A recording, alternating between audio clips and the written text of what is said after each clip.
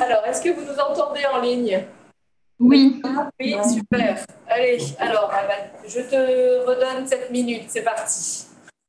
Merci. Donc, je suis très heureuse de vous présenter les premiers résultats d'études d'impact du comptoir de l'Hirondelle. Donc, comme je disais tout à l'heure, une punchline que vous avez peut-être entendue, c'est rarement de gaieté de cœur qu'on arrive dans un EHPAD. C'est vraiment voilà, une rupture dans la vie, puisqu'on y arrive parce qu'on a eu le décès de son conjoint, une chute, un accident de la vie, encore une fois, qui fait qu'on ne peut plus vivre chez soi. Et du coup, on arrive dans un endroit où on vit en collectivité. Un endroit aussi qui a souvent une approche encore beaucoup trop médicale, malgré les tentatives et les initiatives d'approche domiciliaire qui sont en cours. Un endroit où il y a peu d'interaction avec le monde extérieur, avec un sentiment d'isolement chez certains résidents, chez bon nombre de résidents, un sentiment d'épuisement, de fatigue, et aussi un peu dans une moindre mesure de culpabilité chez les aidants et chez les collaborateurs. Un sentiment de manque de ressources et de manque de sens dans leur mission. Donc aujourd'hui, le comptoir de l'Hirondelle, euh, par, le, par la mode, en amenant la mode et par son animation phare ou son atelier phare qui est le défilé de mode, va contribuer à rendre le résident acteur de son choix et par là même va contribuer à ce que les personnes qui habitent en EHPAD et aussi qui y travaillent se révèlent et se rassemblent. Donc le textile, on va le voir, est une formidable matière à tisser du lien autour de l'estime de soi. Donc au niveau des parties prenantes, il y en a de nombreuses, nombreuses parties prenantes. J'ai choisi volontairement de me concentrer pour cette première mesure d'impact sur les résidents et sur les animateurs ou coordinateurs de vie sociale. Avec pour question évaluative, dans quelle mesure le comptoir de l'Hirondelle a-t-il amélioré le quotidien de toutes les parties prenantes au sein des EHPAD? Donc, au niveau de la théorie du changement, j'ai envie de vous parler des besoins. Les besoins des animateurs sont de faire vivre la résidence en créant des interactions sociales et en menant des projets d'accompagnement personnalisés pour chaque résident. C'est aussi de faire plaisir à chaque résident avec peu de moyens. Et c'est enfin, pour les principales, de se sentir soutenu, de se sentir reconnu dans son poste au sein d'une structure encore très médicalisée. Pour les résidents, les besoins, c'est aussi là, de trouver des repères dans un endroit où on vit en collectivité, donc de continuer à se sentir reconnu dans son individualité et de maintenir l'autonomie le plus possible du résident, de son autonomie. C'est de faire partie d'un groupe, d'avoir des copains, des copines, et puis c'est aussi de se sentir bien dans ses vêtements, parce qu'en fait, quand on a le corps qui vieillit, il y a des choses qu'on ne peut plus porter ou qu'on a besoin de devoir adapter dans les différentes pathologies qui font que le vêtement peut être une contrainte. Donc, on a besoin de se sentir bien aussi dans ses vêtements pour être bien dans sa tête. Donc, on a commencé par mener une enquête qualitative où je suis allée interroger 4 animateurs et 8 résidents. Donc, c'est peu, mais ça nous a permis en fait de valider que les besoins qu'on avait exprimés ou identifiés dans la théorie du changement étaient bien les bons. Enfin, les principaux. Donc, les animateurs, les limites de cet entretien qualitatif, c'est qu'ils étaient déjà convaincus et engagés, puisqu'ils nous avaient fait venir, pour certains, à plusieurs reprises pour organiser des défilés de mode, avec un lien affectif entre nous qui est fort, et une retenue dans les réponses, parce qu'une certaine appréhension ou peur de ce que pourrait dire le directeur, de ce qu'ils ont dit, de ce qu'ils m'expriment dans leurs difficultés. Pour les résidents, très très difficile de mener des entretiens avec des questions ouvertes et avec une grosse difficulté à se projeter. Ce sont des entretiens qu'on a réalisés en face à face pendant 1h30 pour chacun. Donc, effectivement, on a recueilli pas mal de verbatim qui nous ont permis de bâtir l'enquête quantitative sur 3 axes. Le mieux vivre ensemble avec la diminution du sentiment d'isolement, ça c'est le premier axe. L'estime de soi avec une action sur le changement d'attitude envers soi et envers les autres.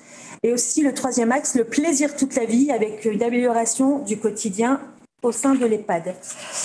Donc on a interrogé 29 animateurs, il y a eu 43 enquêtes envoyées, questions semi-ouvertes envoyées juste après l'animation. Et on a interrogé 35 résidents dans 9 structures différentes, questions semi-ouvertes juste après l'animation, au même moment, enfin juste après le défilé de mode.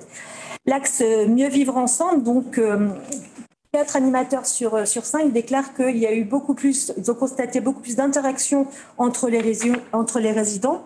Une cohésion d'équipe aussi qui a été largement améliorée parce que les soignants, les aides-soignants et aussi les membres d'encadrement ont été sollicités pour la préparation du défilé, pour l'habillage et aussi pour accompagner les personnes sur le tapis rouge. Une création d'un collectif avec des souvenirs communs. On a travaillé, les résidents ont travaillé sur le projet commun du défilé et voilà, il y a un sentiment d'appartenance à un groupe avec des souvenirs communs. On se rappelle, on partage les photos. Des nouvelles rencontres, les résidents déclarent avoir vu de nouveaux visages, des résidents ou des familles de résidents qui sont venus pour voir le défilé. Au niveau de l'axe 2 et de l'estime de soi, 73% des résidents ont déclaré avoir eu peur avant de se lancer sur le tapis rouge, mais pourtant ils l'ont fait. Ce dépassement de soi finalement provoque un changement d'attitude chez les résidents qui fait que on les voit se redresser, on les voit se redresser. Donc le fait d'être acteur, d'être vu dans le journal, de se reconnaître mais en mieux, de retrouver une dignité, fait qu'aujourd'hui on a vraiment un impact sur l'estime de soi. Le plaisir, donc beaucoup plus de participants lors de nos défilés de mode, avec une joie des familles qui s'exprime dans 75% des cas et un public très acteur, parce que même le public participe. 82% des résidents déclarent avoir pris beaucoup de plaisir et 75% des animateurs souhaitent reprogrammer un défilé de mode avec nous. Les biais de réponse sont la taille de l'échantillon, qui est encore petite, pas significative au sens statistique, des animateurs qui sont déjà volontaires et impliqués, qui vont donc ressortir les situations positives. Les personnes qui ont assisté au défilé n'ont pas souhaité ou pas pu répondre en raison de leur fragilité. Et puis les personnes qui n'ont pas assisté n'ont pas, par définition, n'ont pas pu être interrogées. Le biais temporel aussi, c'est qu'un résident interrogé à chaud, on ne sait pas ce que ça donne quand on lui repose la question 2 mois ou 3 mois plus tard. Next step au niveau opérationnel, c'est de proposer des packages pour cultiver le lien, pour pérenniser l'impact et surtout pour pérenniser la durabilité, c'est-à-dire de répéter ce genre d'opération dans la durée. Et de poursuivre la mesure d'impact et sensibiliser les partenaires et les parties prenantes sur les différents enjeux de cette mesure d'impact. Donc au niveau méthodo, on va continuer la méthode actuelle, l'affiner et aussi la déplacer sur le personnel soignant et sur la direction avec une étude aussi à mois plus 3 et mois plus 6 et aussi étudier la question du SROI. Merci Size Up, merci pour tout. Merci pour votre méthode très pédago. Moi, je me sens très à l'aise pour pouvoir en refaire une mesure d'impact, il n'y a pas de souci. Merci pour la prise de conscience de la valeur de ce qu'on fait, parce que ça, c'était vraiment quelque chose dont j'avais absolument pas conscience. Et vraiment, là, maintenant, je suis assurée. Merci pour la pertinence de la mesure d'impact dans la recherche de partenaires. C'est vraiment très, très important. Et ce sentiment de collectif qui fait que je vais pouvoir capitaliser sur un DK Pulse, par exemple, qui en plus a le mérite d'être voisin, pour pouvoir développer ensemble notre activité et nos impacts. Oh, bravo.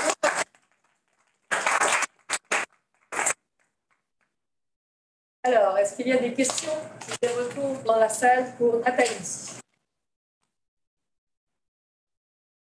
Allez-y, choisissez. Question. De tous les différents impacts et données que tu nous as présentés, est-ce qu'il y a une qui c'était pour toi le plus impactant? Est-ce qu'il y a une autre que c'était plutôt une surprise pour vous, que vous ne s'attendiez pas au début? Est-ce que tu peux répéter la question pour les personnes qui sont en ligne? Oui, alors on me demande dans la salle si parmi les impacts que j'ai identifiés, il y en a qui m'ont étonné ou il y en a qui m'ont... C'est ça ? Le plus important. Moi, ce qui m'a le plus étonné, c'est l'interaction entre les résidents et le fait qu'il y a des résidents qui m'ont dit plein de fois ah ben, je la connaissais pas cette dame, ça faisait des années qu'elle habitait là, mais elle la connaissait pas. Voilà. Parce que quand elle défile sur le tapis rouge, on ne parle pas de la tenue, on parle de la personne. On dit, ben voilà, madame Intel a choisi cette tenue, c'est une dame qui a travaillé longtemps dedans, machin, elle est venue accompagnée de son fils et de sa fille. Voilà. On parle de la personne et du coup, ça fait, comment dire, on découvre en fait les résidents qu'on n'avait jamais vus sous un autre jour. Voilà. Je pourrais vous en parler des heures de ce que j'ai découvert, donc c'est difficile de dire est-ce qu'il y a quelque chose de plus... Mais des heures. Et je disais aussi tout à l'heure, si je devais aujourd'hui refaire la mesure d'impact, je la referais complètement différemment, parce que je trouve qu'aujourd'hui, même si vous trouvez que c'est un travail qui est de qualité, je pense qu'aujourd'hui, c'est encore survolé par rapport à tout ce qu'on peut aller chercher, quoi.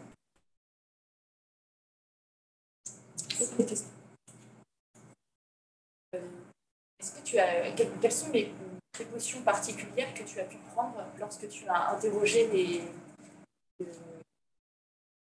personnels, justement, les résidents qui étaient en EHPAD, les résidents?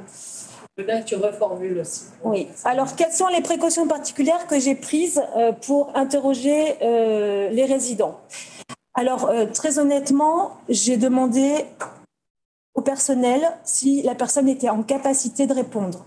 Parce qu'en fait, c'est la mettre en difficulté que de lui poser une question et de ne pas obtenir de réponse parce qu'elle comprend que la personne comprend qu'on n'accède pas, que je n'accède pas à mon besoin, en fait, qu'elle ne répond pas à mon besoin. Et c'est la mettre en difficulté, ce qui serait contre-productif.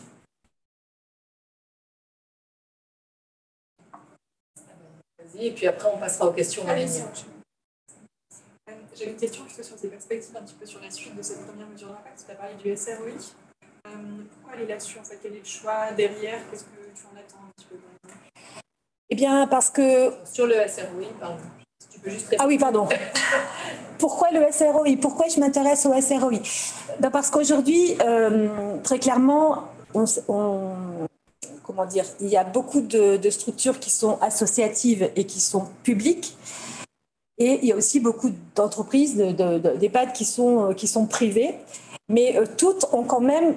Enfin, ce ne sont pas toutes des centres de profit à proprement parler, mais il y a quand même toujours une question de ressources financières derrière. Donc moi, j'aimerais pouvoir, quelque part, demain, prouver que ce qu'on fait, ça a amélioré, par exemple, les TMS. Et donc, ça va améliorer les troubles musculo-squelettiques. Là, par exemple, j'ai constaté, pareil, un directeur d'EHPAD m'a remonté qu'il avait eu davantage de demandes d'inscription dans son EHPAD parce qu'il y a eu une parution presse, par exemple, et on a vu qu'il s'y passait des choses chouettes. Donc, tout ça pourrait contribuer voilà, à m'aider dans le déploiement de l'activité. C'est des stats très parlantes. Est-ce que tu as prévu ensuite de faire une sorte de guide de l'impact social que tu pourrais distribuer aux financeurs, aux EHPAD ou aux familles? Oui, alors tout à fait, c'est une super question. Effectivement, ah oui, alors, on me demande dans la salle si j'ai l'intention d'élaborer un guide de mesures d'impact à destination des familles, des EHPAD, des financeurs.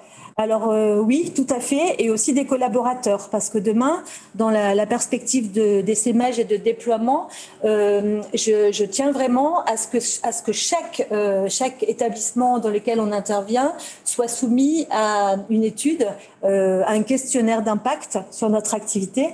Et je m'engage aussi auprès des directeurs et des financeurs à restituer les résultats de cette étude. C'est très, très important. Merci. Peut-être une question en ligne et puis après, il faut qu'on passe à la prochaine présentation. Est-ce qu'il y a une question en ligne? Non?